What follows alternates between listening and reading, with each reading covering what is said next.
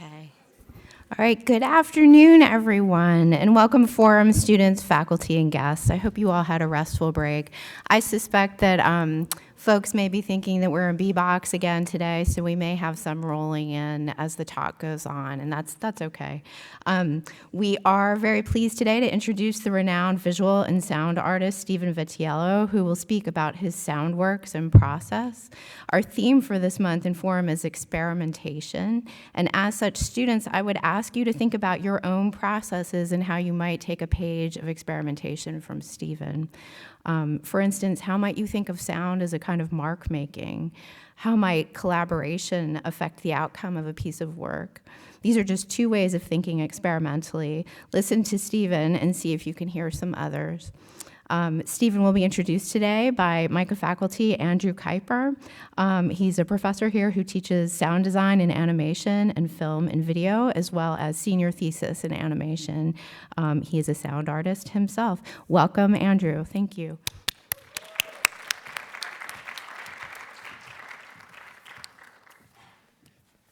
Thank you, Elizabeth. Hello, everybody.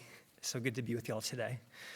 Sound as a medium is an important element of video, animation, and film, whether in the form of location recording, sound design, or as score.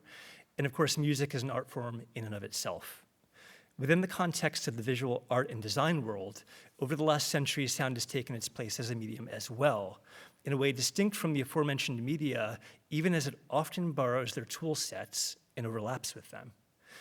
Today, we're lucky to host world-renowned sound artist Stephen Vitiello to help you understand how transdisciplinary art and design can be. Stephen is an artist and musician who focuses on the transformative power of sound through encounter, whether it be in the context of how sound can alter our perception of space, or the impact it can have to change and enhance the meaning of a moment in film. Stephen collaborates extensively, including working with visual artists such as Namjoon Paik, Joan Jonas, Tony Oursler, Junie Mehretu, Lynne Sachs, and musicians including Pauline Oliveros, Taylor Deupree, Steve Roden, Ryuichi Sakamoto, Scanner, and for those punks in the audience, you'll know Brendan Canty from Fugazi. His recordings of the World Trade Center were included in the 2002 Whitney Biennial and numerous books, radio features, and documentaries. Stephen has been awarded a Guggenheim Fellowship in Fine Arts, an Alpert Ucross Award in Music, and a Creative Capital Award in Emerging Fields. Stephen is currently chair of Kinetic Imaging at Virginia Commonwealth University. It's a particular honor for me to introduce him, as he's been a significant influence on my thinking about sound art and field recording, never mind the actual making of it, for a very long time. His work has been more present than ever for me lately, as we've just passed the 20-year mark since the beginning of the Iraq War. I've been reflecting on the art and music that defined this era for me, and Stephen, along with William Basinski, stands in my mind as an accidental anti-herald of the post-9/11 timeframe, having produced work that would take on the tone of elegy and retrospect as the world lurched into this new era. In a period remarkable for its fast and disposable media with a dubious connection to reality, Stephen's work and way of working invites you to slow down and to listen to what is. So let's all now do that, and I invite you to lend your ears and your minds to him. Thank you.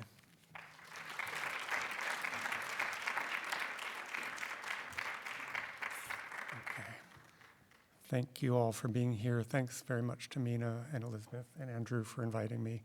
I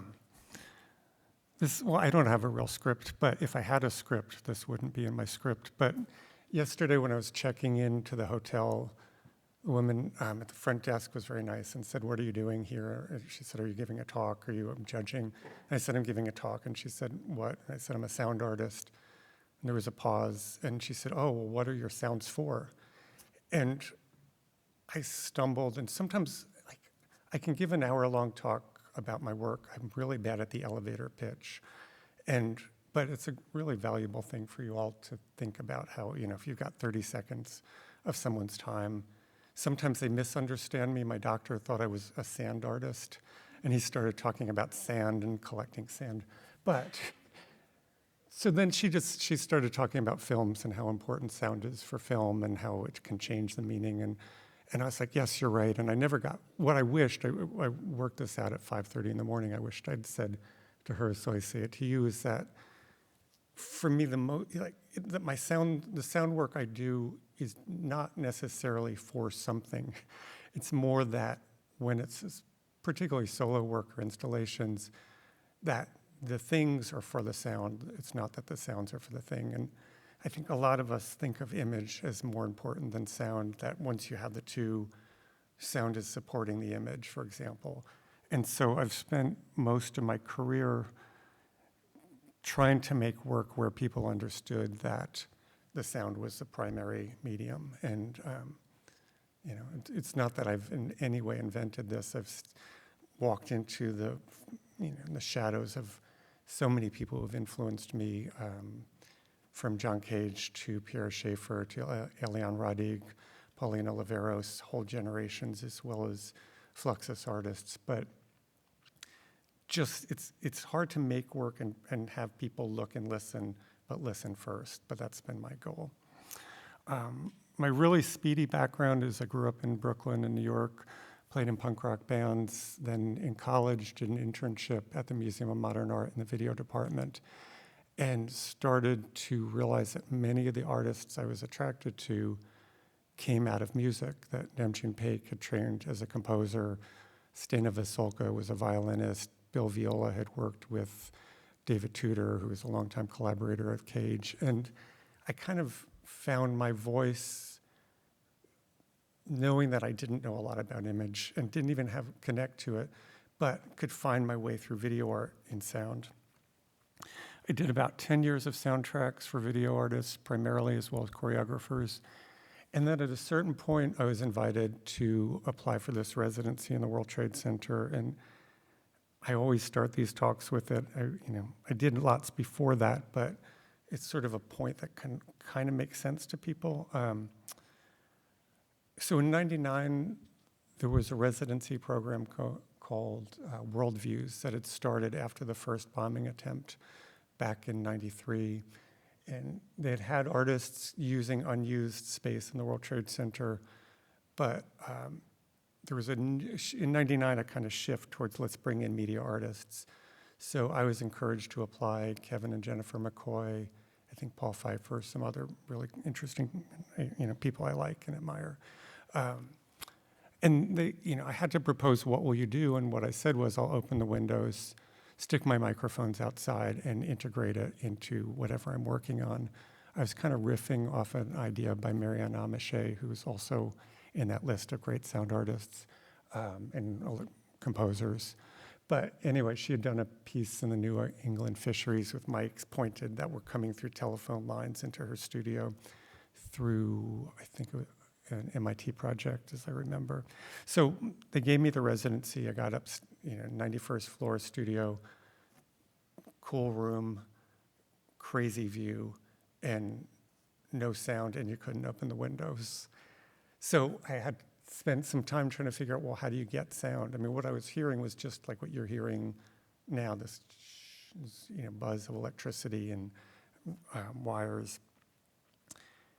Learned through asking enough friends about contact mics, which I bought at a drum shop on 48th Street when there used to be lots of music stores in New York. But you can, there's lots of resources to make your own contact mics, and if anybody ever wants to email me, a lot of people email me about this, so I can just send you the stock answer. But there's some important things to know about making them, but also connecting them. But once I got the mics working, everything changed. Everything I saw changed. Everything about my vantage point of being in this room. I could hear the very first sounds I ever heard were church bells. I never heard them again. I didn't record. But basically in my studio, I had a table just like this.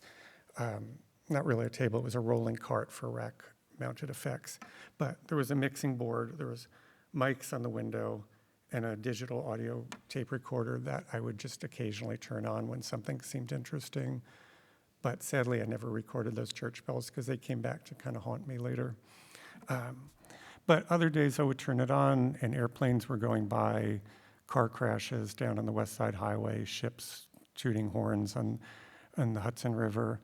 And the recording that I'm going to play now is the morning after Hurricane Floyd peaked, and it was a really strong hurricane, the second strongest of the decade.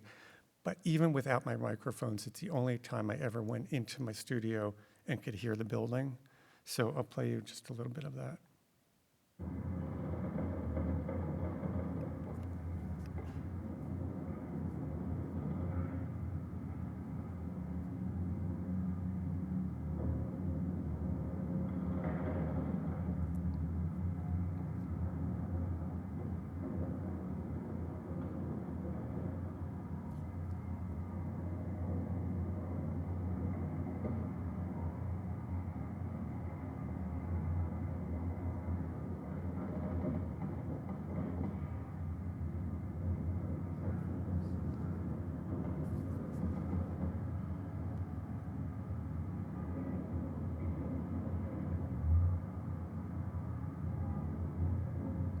That low rumble as a plane, I mean, it's kind of wild.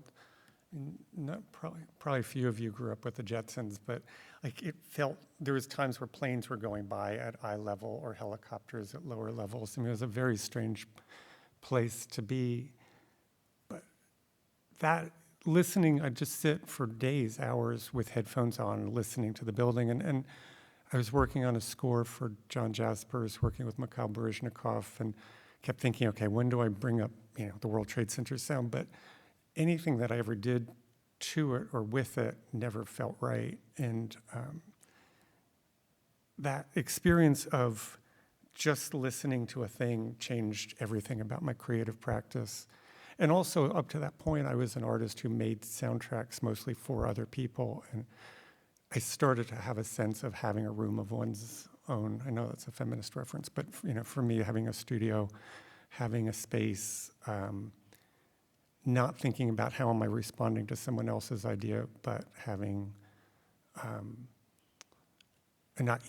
space that I inhabit and listen to through sound. At the open studio, people came through and like Postmaster's Gallery said, we have a hole in the floor. Do you want to make a piece for the hole in the floor? And I started to get opportunities to do site-specific work and kind of find a practice, find this this idea of encounter, that when you've got this one thing, but then when sound is brought in, how much it can change your emotional experience, how much it can change your perception, can change scale, can change color, it can change many, many things. The one other thing, I guess, to share, because most of you are students and this was shared with me and it taught me so much, was leading up to the open studio, I was so insecure and I thought, wait a second, I'm not a real artist. I've got this sound going on, but like maybe I need pictures or I need colored lights. And Beverly Sims, who's a sculptor, came through for a studio visit and she's just like, stop. You got one idea that's working and coming through very clearly. You don't need to muddy the waters. I don't know if those are the words she used, but that idea of just whittling it away to clarity is something that I've learned from enormously. And there's like 5 studio visits. There's a piece coming up where Vito Acconci gave me one sentence, and it, again, like these things that someone generously, maybe they're just tossing it out, but it can absolutely help where you go for the rest of your creative life. This was my first sound sculpture ever. A gallery in Harlem called The Project invited me to show with them. At the time, I didn't know how lucky I was, but it was a gallery, mostly artists of color, mostly queer identifying. I was totally the oddball out, but I was in such incredible company. And so anyway, this was the first time I made a work that was like a little sound object, and it was a real preserved butterfly sitting on a telephone listening to the sounds of moth wings coming through it. I think it's on this.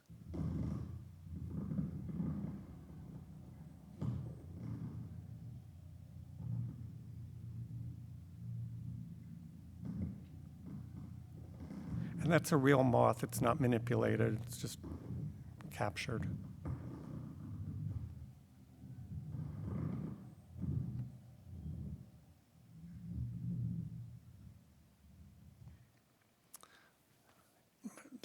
The idea of field recording has been so important to me, but I'd say I stumbled into it. I mean, I didn't come through an ethnographic background,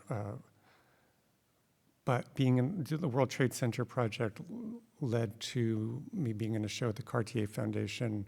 Then they sent me to the Amazon to do a project in a community of Yanomami people, one of the last hunting and gathering cultures in the world. And it just sort of opened up the world of different kinds of recording. But at that point, I was just kind of, diehard New Yorker who hadn't really listened to the world beyond my surroundings and bands that I was interested in. But it really started with the World Trade Center somehow, in a kind of non-traditional idea of field recording. But now I've done works with birds and insects that you only hear through the stems of plants, all sorts of environmental sounds.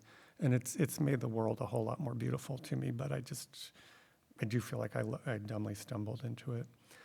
This was another sound sculpture, also at the project. It was a feedback piece that's now in the collection of the Museum of Modern Art, loosely based on Steve Reich's pendulum music, but the mic would slowly turn and kind of drag, and was slightly processed, but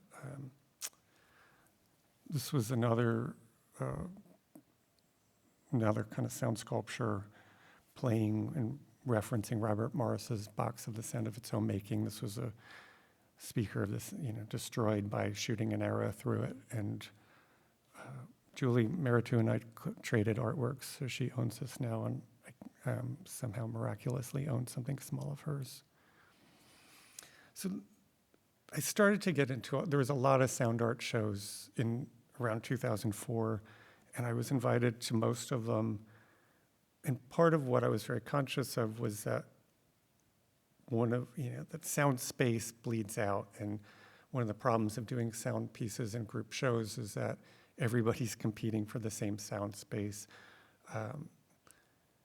And so I thought to make a piece that would be silent but sound. And so hit on using very, very, very low frequency sounds that would move the surfaces of the speakers. And this was a piece where when I was setting it up, I had it all straight line, and I was doing some work for Vito Acconci, and I said, could I just show you a picture? Could you give me advice? And I was like, no, I'll go out there with you. So he came to Queens. We climbed this 40-foot ladder. I really worried about killing one of my heroes, but we made it up and down safely. But he saw this as what I was doing was creating a kind of shelter, but just encouraged me to play with space. So this, you can't really tell, but the high one is about 7 feet off the ground, and then it curves out about 13 feet and then goes down to the ground. And the speakers are just pulsing, but these low frequency oscillators are creating different shapes and different patterns. So it is sound, but it's below the threshold of hearing. And I did a bunch of those pieces until I started realizing it was kind of work for hire, that everybody would say, oh, we want you, to come to Paris, but just do one more of those speaker pieces. And I mean, that's incredibly cool, and I would do it again in a heartbeat. But when you start realizing you're repeating yourself because people want this thing, sometimes it's time to make a different thing.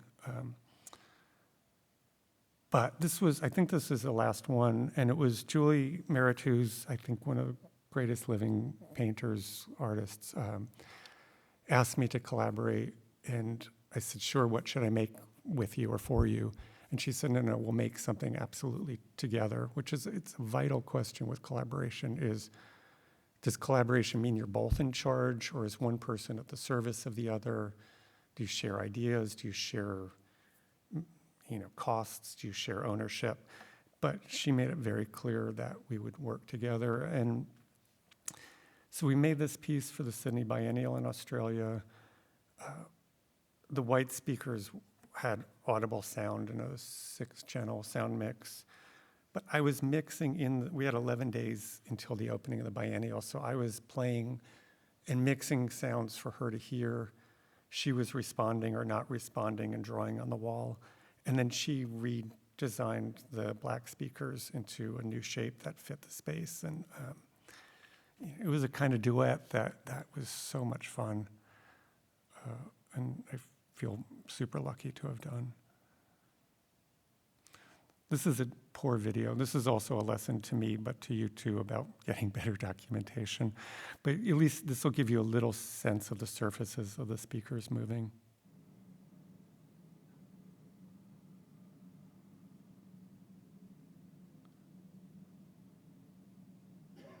And all that sound you're hearing is actually just traffic. It's not actually coming through the speakers. This was a different version, but still, it was the only video I had. Okay. And I have I have someone's phone up here so I can see what time it is. But it's not my phone. So there was for a period of time, I started to get invited to do a lot of large-scale outdoor installations. And I love doing these projects, but I secretly think it's because the art world likes doing sound shows, but doesn't want sound in their nice museums or galleries. The first solo show I was ever offered in New York was in this tiny gallery, and the person said, "I love your work, but I can't sit with it for a month, so if you'll be the gallery attendant, you could have a show here." And I didn't do it, but I can't remember if it's because I was finishing college. No, I think it was just I had a full-time job. But it's a funny thing. So anyway, I've been invited to do these outdoor pieces. You interact with a totally different audience, a larger audience, a way more varied audience. This says 2010, but even for about 3 years before it opened, 2.5 years, I was working on the concept of this and getting the commission, but I think 2007 or 2008, I was brought up to the High Line in New York. So this is what it looked like before it was a beautiful park, before the grasses, and probably some of you have been there, and even if you haven't and you don't even recognize it, like you've seen TV shows or music or fashion shots or things that happen on the High Line. It's a very popular park on an elevated track. But when I went up there and it looked like this, and I was looking out to the Hudson River. You can't really tell, but the Statue of Liberty is down in the bottom right. And thinking, what do I do? What kind of project can I make for this? And suddenly I remembered the bells that had rung when I was looking out to the Hudson River from the view of the World Trade Center. So I thought, well, what if I collect bell sounds from different places that bells exist and make a piece that kind of maps the city through field recordings of bells.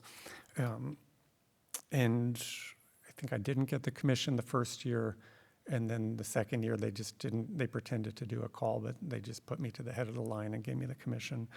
And it was good because my first budget was too big and my idea wasn't quite clarified yet. But when the time came, it was such a joy. I worked with a group called Creative Time, who do outdoor and public commissions. And I would start making lists of bells, of thinking, okay, well, churches and probably temples, and I didn't know if there was bells in Judaism, but someone showed me that there can be bells on the Torah, but then also sporting events, schools, funerals, and just making these lists and getting permissions to go places and record. This is at the United Nations. It was a gift from Japan to the United Nations, and it's rung for certain ceremonies. This is on this roof of City Hall. New York Stock Exchange, which you hear on the news whenever they do like the ringing of the bell. It's insanely loud, and I had this very beautiful Shep stereo microphone, and I jumped off the ground. But so I recorded about 120 bells, and I'll show you in a moment what it all came down to. But one thing that I really wish I'd gotten more of was actual just the oral histories, or more about the people who ring the bells. The stories people casually told me as we were climbing, ladders or whatever to get to them. This was at a chapel right again, close to where the World Trade Center fell. And I went in on a rainy Sunday morning, was just told to wait. And then this lovely nun who came up to me and just smiled and said, follow me. And we went outside, it was raining, and she said, ready? And I said, I was the umbrella on my head and my mic and balancing everything. But then she rang the bell for 3 minutes, and it was so beautiful. And weirdly, Broadway went quiet. This is just a few seconds, but you'll hear the crackle is the rain, but no traffic.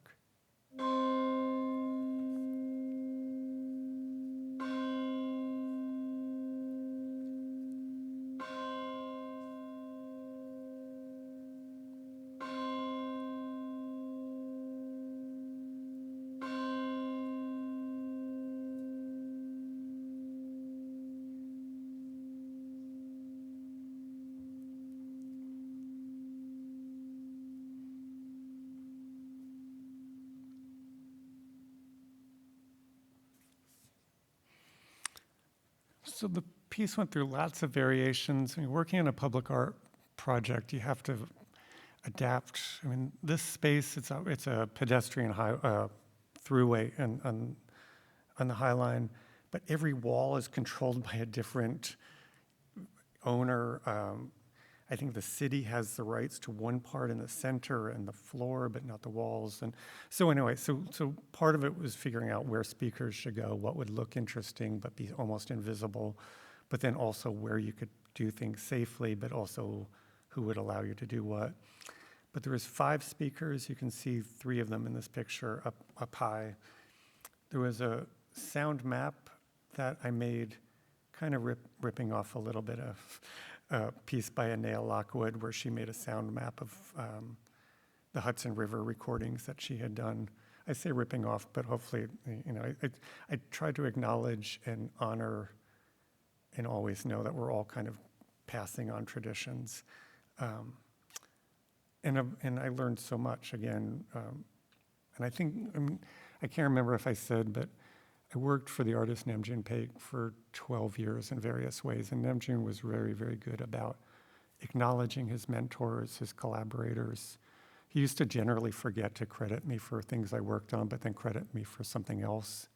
So if you ever see his catalog from the Guggenheim, it says that I worked on the piece that fills the rotunda, but I actually didn't. But I worked on lots of other things, and I did archiving work for that show. But anyway, back to this. So this map, you would look at the map, and it would say at the beginning of the hour, all 59 bells. At 2 minutes after the hour, it's this bell. At 3 minutes after the hour, it's this.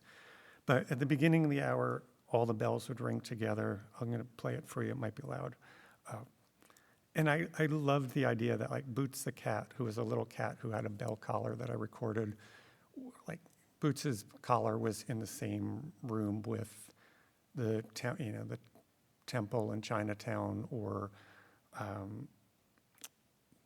the church on Wall Street, that all of these cultures were kind of sharing the space together.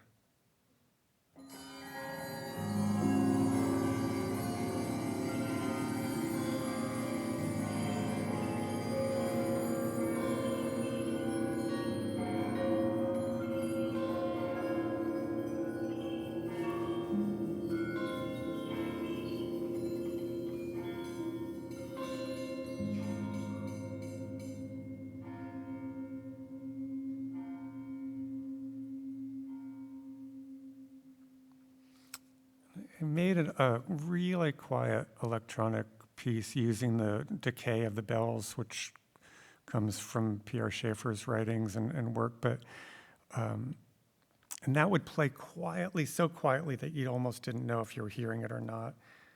And it's interesting, this piece really, we tweaked it, we mixed it on site at the High Line, which is always an important thing for installation, is to finish your mix in the space.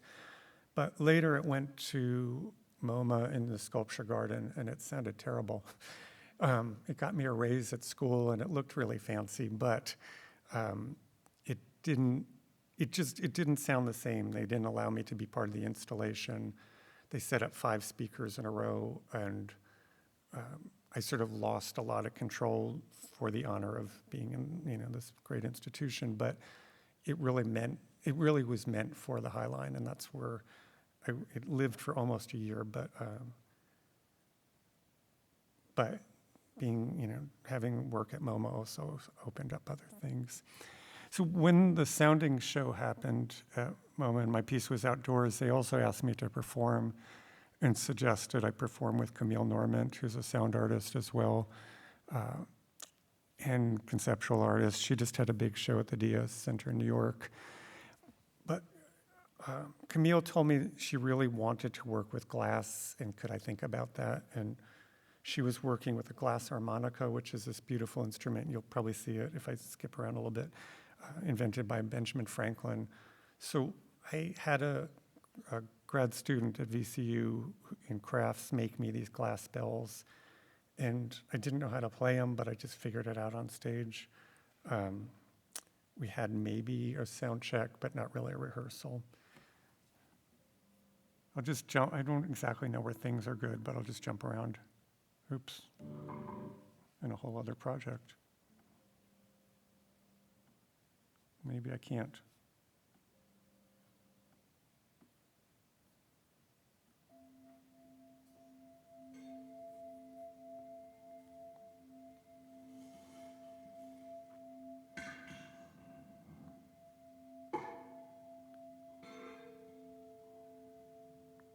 There's an underwater microphone, a hydrophone in that bowl of water, or bell of water.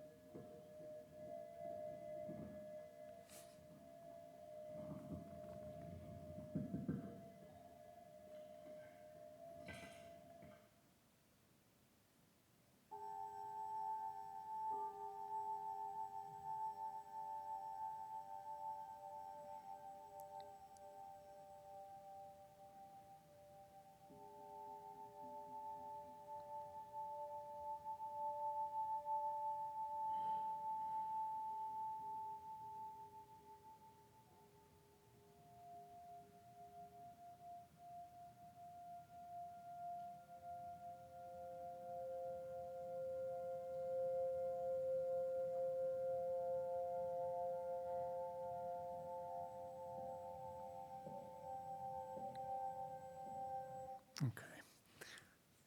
There's a moment, I don't know where it is on the video, where I got all wet from that thing. And I was flicking the water onto the bells.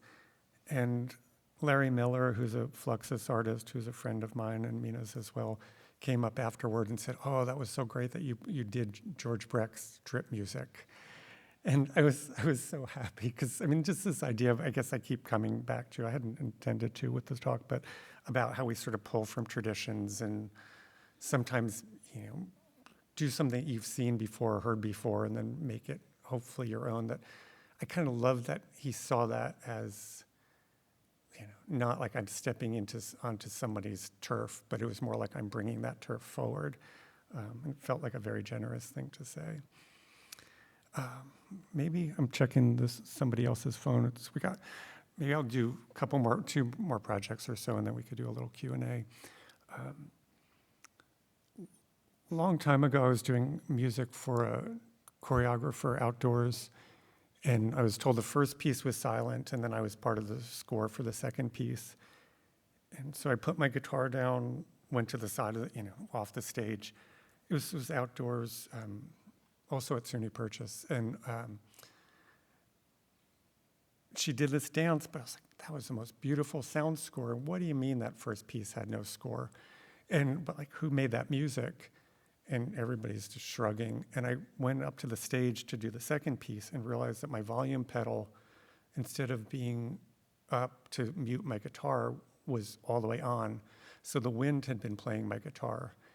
And I had a couple effects pedals, but an aeolian harp, I don't know if people know what that is an instrument to be played by the wind. And there's some beautiful writing. There was a time where science, like people saw the body as an aeolian harp in a vessel of vibration going up to the brain.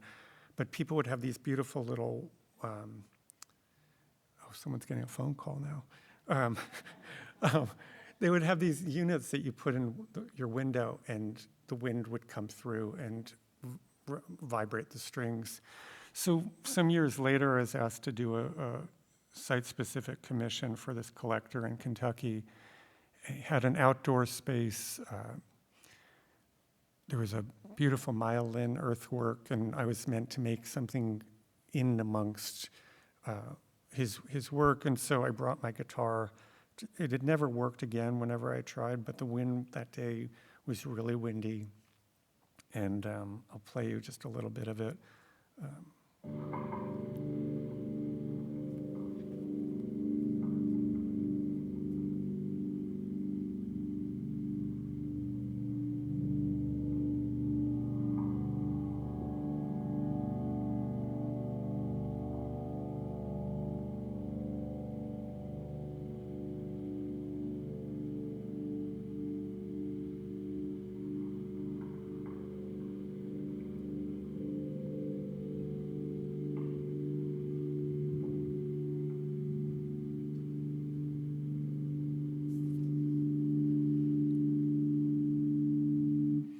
So that was just the recording of it. And one slightly complex thing is each of the strings of the guitar were tuned to a node, like a tone that was excited within the architecture of where the piece was going to be played back. And so if you've had this experience where you're in a room with a dome ceiling or some unusual architecture and you're walking and suddenly your voice is different or it's amplified. So we figured that in the space, which was an outdoor, I don't know what you call it, but there's a little sort of ceiling, but it's open to the front, that the space had 6 different tones that were really excited when you sang to them. So I tuned each string of the guitar to one of those. And then this is poor video, but you'll see and hear how the piece played within the space where we would listen to it.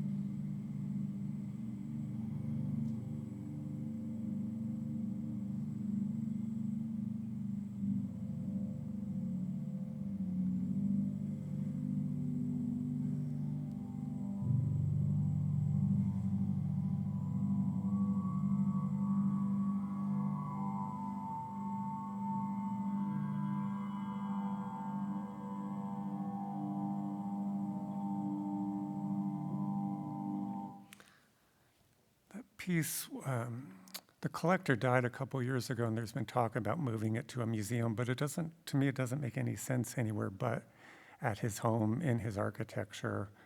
It was also meant to honor his late wife, and so I'm going to skip through. It's a tricky thing when you make an artwork for a place or for a time, or speaking to some students this morning, like, what about a piece that's ephemeral, that's really about an encounter between 2 people? Like, is it meant to be owned? Is it meant to be anything other than a moment that happened? So anyway, I don't know what's going to happen, but since he commissioned it and owned it, whatever the estate wants to do with it, I guess they'll do with it. So just maybe to close, I'll play you, I'm mostly talking and showing pictures. I'll play you a little bit more of sound, just ask you to listen for a few minutes. This was something recent. When my mother died, we cleared out her house in Brooklyn, and I didn't really want to take stuff. I remember she kept wanting me to take stuff before she died. She's like, don't you want the piano? And I was like, how am I going to get this broken piano to Richmond, Virginia from Brooklyn? But I did always love this Appalachian dulcimer that she had that we didn't treat well as kids. I mean, it just was always getting banged around. It's meant to have 4 strings, but by the time I took it home, it had 1 rusty string, and I could restring it, but I just left it like that for a while, and I ended up making a piece using this dulcimer, not knowing how to play it. It's hard for you to tell probably, but there's like a figure, it looks like a ship's figurehead is carved into the top, and it's meant to be played on your lap. But I made a piece, and also we put her ashes, me and my sisters, into the sea and off of Fire Island. So anyway, I made this piece. It's about 25 minutes, but we'll listen to 3, because it has a progression. It starts really clunky, but that's intentional. It's just me sitting down trying to figure out what the hell to do, and it's all one performance, building one loop onto another.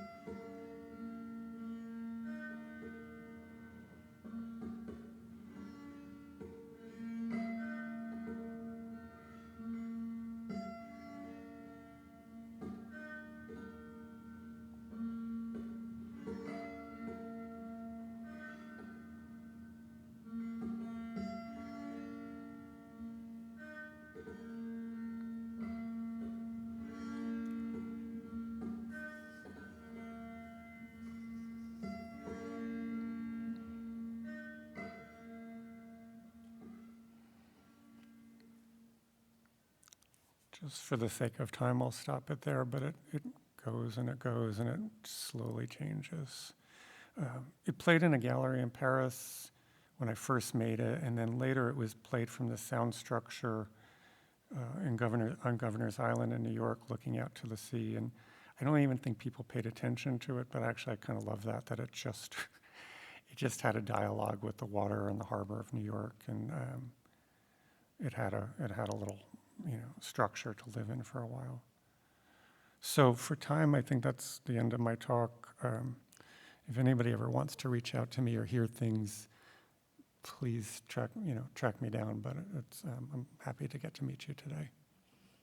Thank you.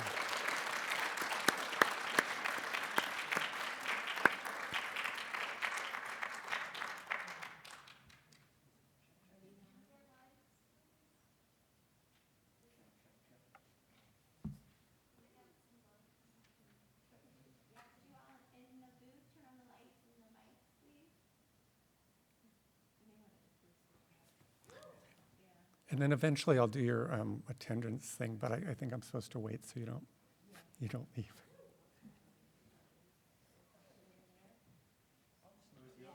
Okay.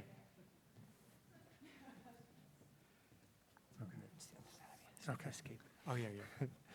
So, as an artist who's come from the music world into the fine art realm, I'm curious if you have any thoughts about that space in between, or the space that they share, or any kind of anecdotes or thoughts about making that jump. One thing I know I'm lucky. I mean, I started to work in the art world almost because I wasn't looking for it, and other people saw a possibility or a talent or a something for me and opened doors that I think I might not have otherwise. That if I'd really desperately wanted a gallery and gone in those days with slides and tried to do a pitch, like I would have done terribly. Just personally, I'm not very good at that. Hopefully I've gotten better, but then I wouldn't have. But also, part of what I've had to do is, I'm in no way, I still, every time I meet with people within the art world, I still find myself educating them.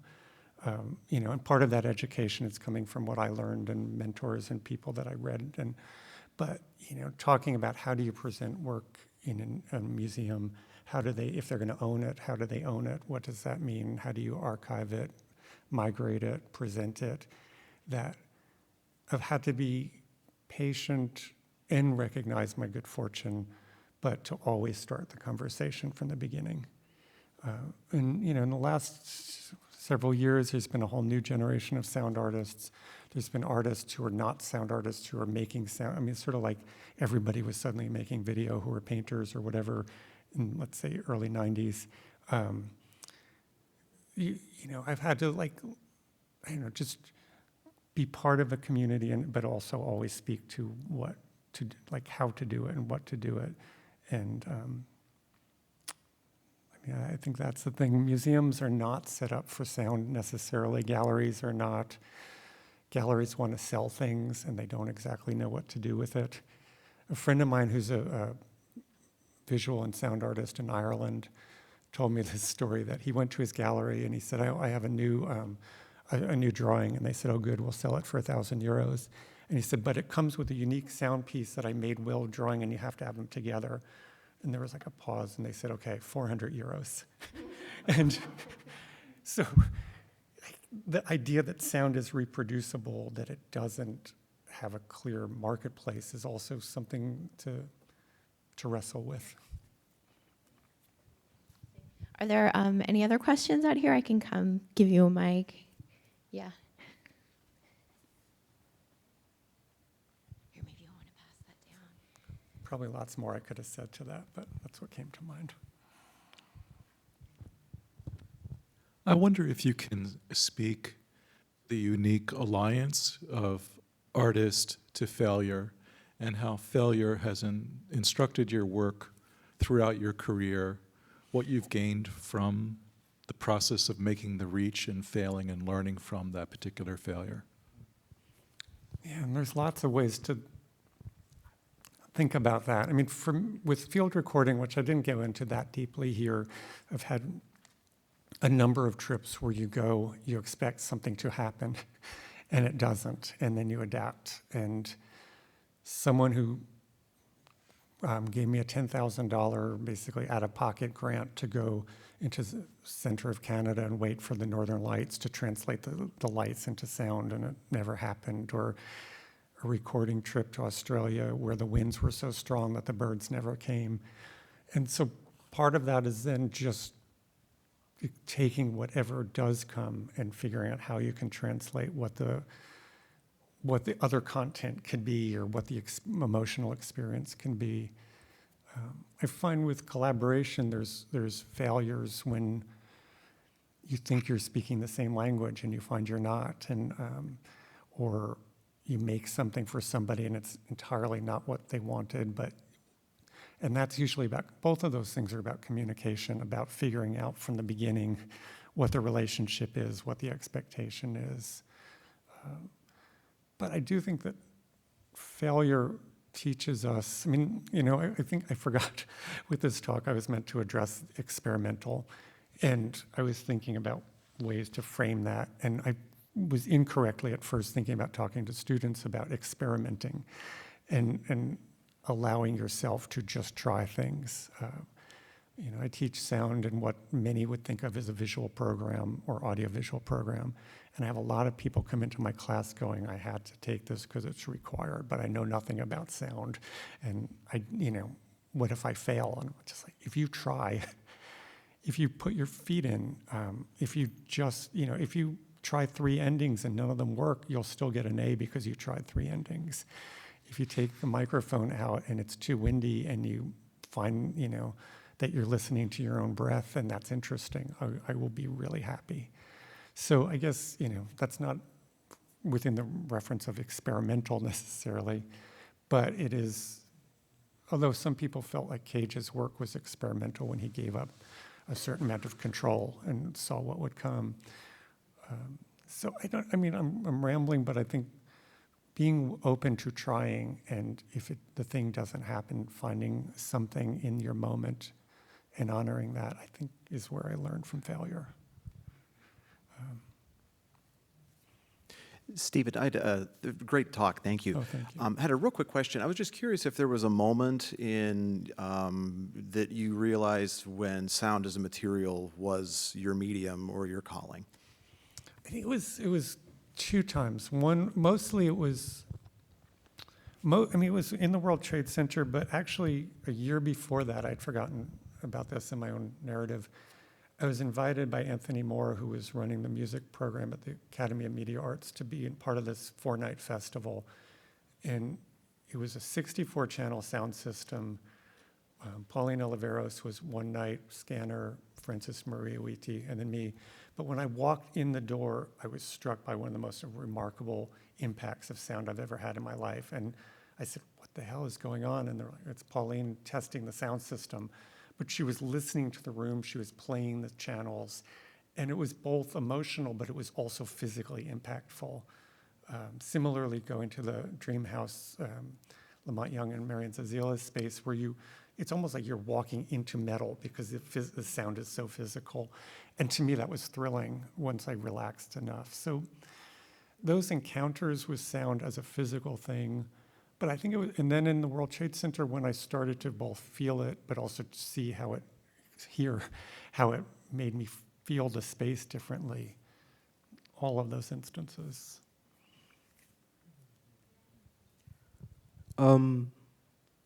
Sorry. Are you on like any music platforms, or like, do you have a YouTube or something? I have a Bandcamp page, and there's some more like like closer to music things if you ever want to look that up. I have a SoundCloud page too, but it's kind of out of date. Once I felt like SoundCloud became a different culture. So and then I end up on YouTube, but it's more because like something I do, somebody else puts it there. But yeah, please, if you ever want to listen, this is a fairly recent project with Brendan Canty from Fugazi, and he and I, along with the musician Han Ro, just did some new recordings. A collaboration that came out 2 days ago with Bill Seaman. And there's a really, if I can market myself a little bit, but in relation to collaborators, there's a project coming up that I'm so proud of that I co-produced with 6 other artists from the label 12K. And it's a book and a CD, but that'll be on Bandcamp, so you can also listen and not pay. Was that a hand? Oh no, just a hair. Okay. Oh yeah, I got to go to your slide so you can also do attendance. Hello. My question is, do you think that a film recording can be untruthful, like the way that a photo can be untruthful? It can definitely be subjective. Like, I think untruthful is the ear of the beholder, but I'm positive that Yeah, I mean, in the same way, I mean, when I'm doing a field recording, it's one particular view, audible view, a stereo microphone or a mono microphone or a contact mic. It's just giving one person's perception of a moment, and it's easy to mask all the other context. So if a photo can be untrue, a field recording can absolutely be untrue, or it can just be a singular point among 1,000 ways that focus could have happened even in that moment. Well, Stephen, thank you so much. Thank you. Thank you. Okay. All right. Thank you all. Have a great week. Thanks for coming. Thanks Yeah. for